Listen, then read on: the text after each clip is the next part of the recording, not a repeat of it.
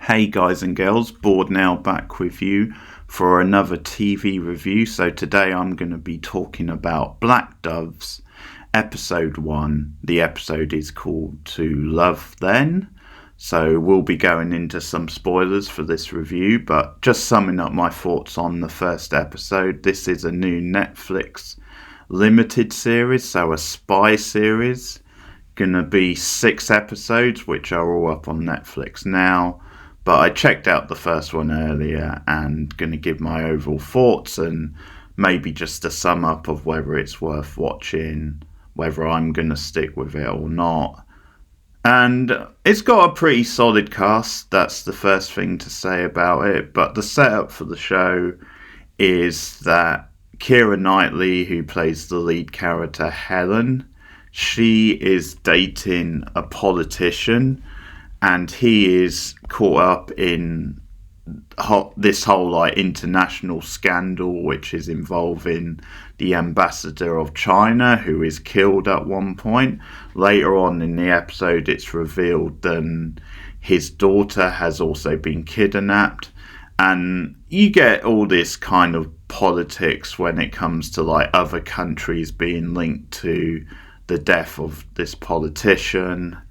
And we're getting the UK point of view because, as I said, Kiera Knightley's character is married to this politician. Around about the same time, someone who she used to have an affair with, that being Helen, is killed in mysterious circumstances, as is another character a female who seems to have some link to him as well. And we have a character played by Sarah Lancashire, who's the head of MI5, who calls in an assassin played by Ben Whishaw, who also has a past with Helen, the Kiera Knightley character, and he's called in to investigate and find out who killed this person and what exactly the mystery is. And it's partly because of him having links to Helen, and because the head of MI5 is quite close to Helen, and for her sake wants to keep the affair a mystery, but because she's interested in it, because she was seeing this person, that's how they get interested. And as it goes along, it turns out that there might be links to what's been going on in China anyway. So that's the main setup, and as we get more into the episode, we find out a little bit more about Helen and her past as well. So just to sum up the first episode, I thought it was watchable.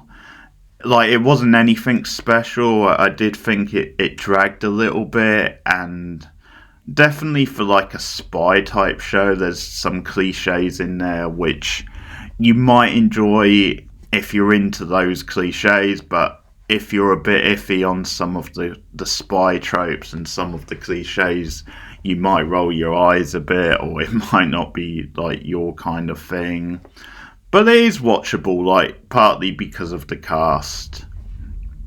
I will say Ben Whishaw especially I thought was very good, because his assassin character is very sort of deadpan, and he has this whole air of mystery to him and is very socially awkward. And we find out a little bit about his background as we get more into it, and how he had this thing in the past where his relationship turned quite sour, and there was quite a violent incident which we're hinting at through flashbacks, and there's also a link to Helen in the past, so we get more of that as we go into the episode. But I did think he was very good, and he was quite convincing in that he had some good lines of dialogue, and he just looked the part, and it's the sort of role which probably he doesn't play that often, so I did think he was very good. Kiera Knightley was solid, as she normally is, and she's a bit too smiley at times. That's the only thing. That's my one big comment with her, but she was playing a little bit against type, especially when you get more into who she is. and some of her past stuff. So she was solid, and Sarah Lancashire I always enjoy. She's good value, almost as like the M style character. And I do recommend Happy Valley for you guys who haven't seen it. That's a very good show in the UK, which she was the lead of, and she was excellent in that. But she's always good value. So I would say it's a watchable first episode, but I also think there are things that dragged it down, and it was a bit... Bits were drawn out, and there were other bits which just weren't as exciting as they were hoping it was going to be, because I do think some of the family stuff with the Kiera Knightley Helen character wasn't compelling to watch. The husband was quite bland, but I wonder if they did that on purpose because they just wanted that contrast of her more mundane life. And then it was like, okay, then we're going to see how this stuff, this double life she leads almost, and this other side to her is a bit more exciting and dangerous by contrast. But yeah, I wasn't really into her family stuff, and some of the politics stuff itself was quite dull, and some of it is just stuff that is quite hard to make exciting, and it's something which really makes you appreciate something like The West Wing or the Danish show Borgen, because those are shows that really make what could be quite bland, dull political stuff really exciting and engaging. And so I think those are my main complaints. You know, one or two cliches of the genre. The politics stuff on its own was a little bit dull, although the mystery to the whole thing is decent enough and had me intrigued enough. And I think it was just the way some of the personal stuff was done, because we got some quite cheesy sort of flashback style scenes where Kiera Knightley, Helen, is remembering this past lover and what they went through, and those scenes were some of the weaker of the episode. But as I said, it's engaging enough. It's a watchable first episode. I do quite like how you have like this synth type score, like almost this sort of electronica type thing which revs up occasionally. And I know that's something they use quite a lot in like spy action type thrillers, but it always gets my blood pumping, I'll say that, and I did enjoy that. And as I said, the cast in some ways, the three leads particularly do sort of carry it.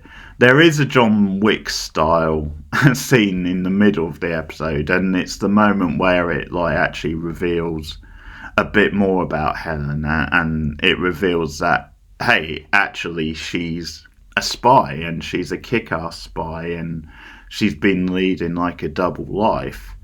And I don't know if she was meant to be retired or if it was that she's still a spy, but obviously she's keeping it secret from her family. But it was revealed in that because it's when she was going to, I think it's the mother of her ex who was the one who was killed, and she went to look for like clues and to like retrieve the laptop because she's hoping to find some clues on there. So, I mean, when she started being proactive, I think I got more into her character and more into what the episode was. But yeah, there is a John Wick style scene where they're dressed as police officers, but obviously they're not, because as soon as she attacks them, like, it turns into a really violent scene. So it's revealed that they are like assassins themselves. And I think part of that scene, it felt a little bit like, okay, we're going to show off here and show that Knightley can be this kick-ass style John Wick character. But it was a well-done scene. It was a fun scene, and you got a little bit of nice blood splatter at the end there as a payoff, where Ben Whishal's character comes in to save her and shoots one of them in the face, and it kind of goes all over Helen, and it's this nice sort of deadpan. And there were a few moments of like humour which I did appreciate, and it does make this sort of drama a little bit more accessible and fun to watch. So a couple of standout lines were, because when the Sarah Lancashire character is questioning Helen about this like affair she was having with the dead guy, it's mentioned that he gave Helen like a Christmas present, and so she asked, well, why haven't you opened it? And she's like, because it's not fucking Christmas yet. So that was line of the episode, and a fair point as well, I've got to say.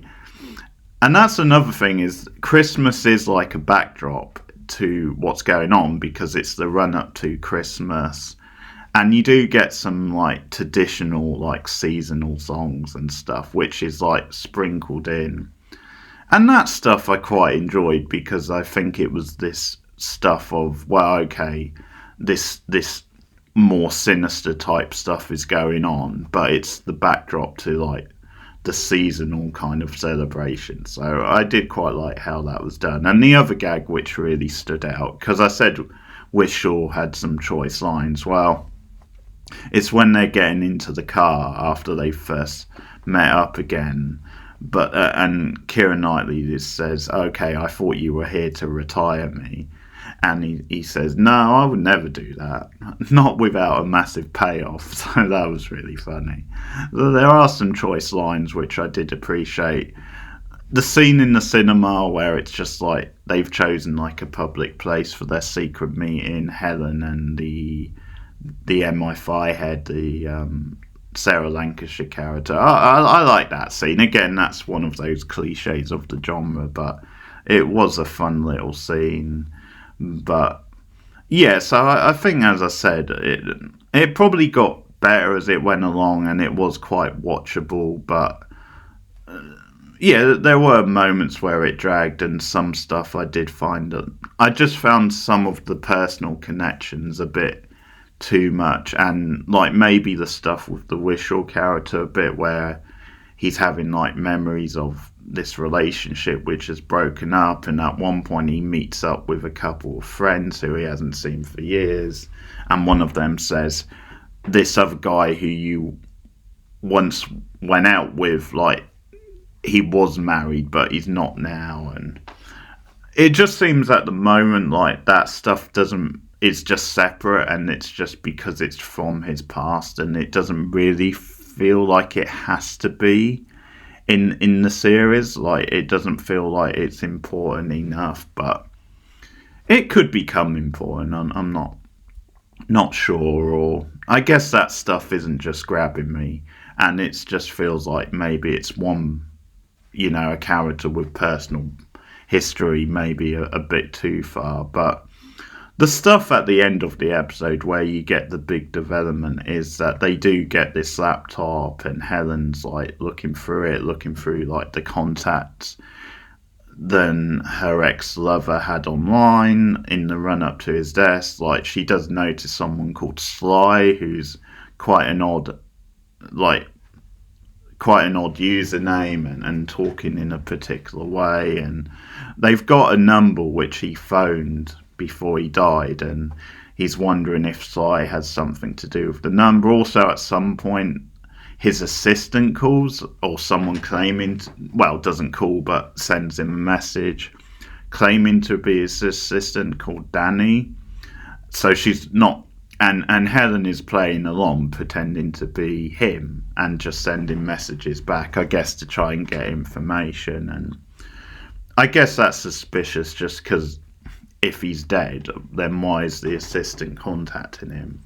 Unless she just doesn't know he's dead, but it has been in the news, I think, at this point, so like she should know. But that's something where it's a little bit suspicious. But at the end of the episode, they find out that the number was the Chinese Secretary of State, the person who's been killed, and that he called this person before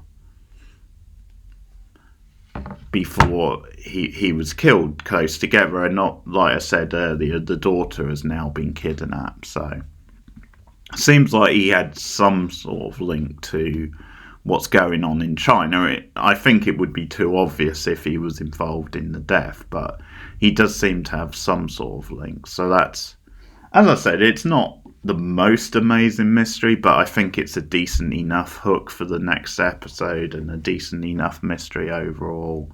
So I guess overall I would say it's worth a watch, and that it is a certain kind of thing that probably would appeal to a certain audience more than another.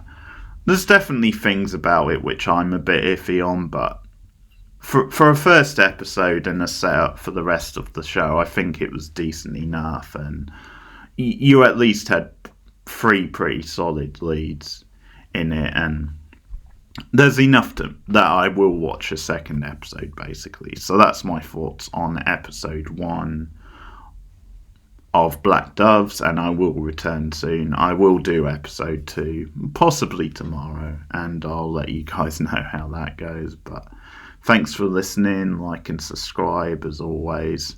Support me for just $1 at patreon.com/borednow. You can also sign up to channel memberships, 3 different tiers and a variety of extra perks if you sign up for that as well, if you want to support me a little extra financially.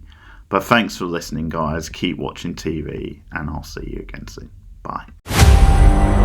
She's been feeding us government secrets for 10 years now. I don't need to tell you how lucrative that's been for us. Merry Christmas. Anything you want to tell me? No. This morning a man was killed on the South Bank. It was either reason he was murdered was either target. You might have compromised yourself. And now it's time to go to work.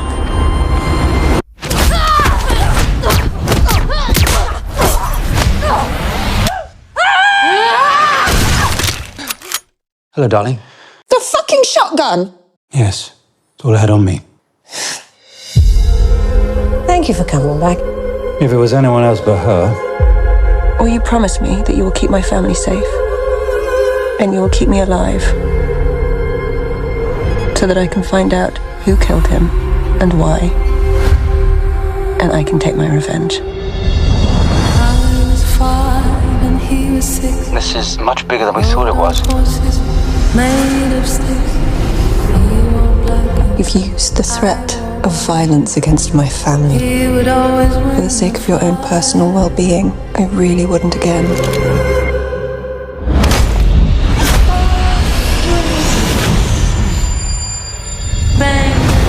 You've got a warm heart and blood on your hands. And that's not a good combination.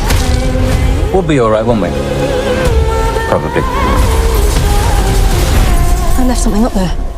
There's a saying about returning to the scene of a crime. Is it a good thing to do or not? Oh, that was very profound. Thank you.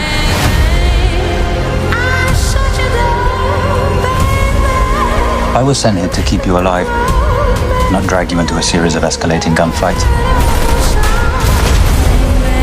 If you try and stop me, I will kill you myself.